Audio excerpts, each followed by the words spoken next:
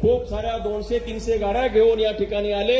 महिला यामध्ये खूप मोठ्या प्रमाणामध्ये सहभागी. 59 जातींना एकत्र करून अनुसूचित जातीच्या माध्यमातून संविधानानं घटनात्मक संरक्षण दिलेलं आहे. बाबासाहेब हा जो 59 जातीचा समुदाय एकत्र राहील, सामाजिक त्यांचं ऐक्य अबाधित ठेवेल आणि त्याच्या माध्यमातून न्याय, अधिकार आणि समतेच्या माध्यमातून आपली प्रगती करेल. बरोबर आहे. आपला समतेचा लढा, आपला या सामाजिक समतेचा लढा अद्याप संपलेला नाही. आपल्याला अजून राजकीय समता मिळालेली नाही, आर्थिक समता आपल्याला मिळालेली नाही, शैक्षणिक कोणत्याही प्रकारची समता आपल्याला मिळाली नाही.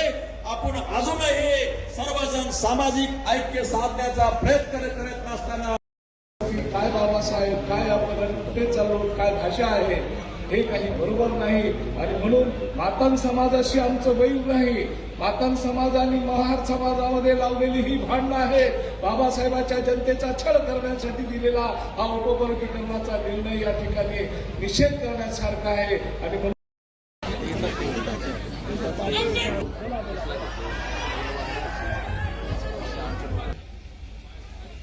RSS आणि मोहन भागवत यांनी कधीच कुणाला दिलेला नाही. उलट RSSचा जन्म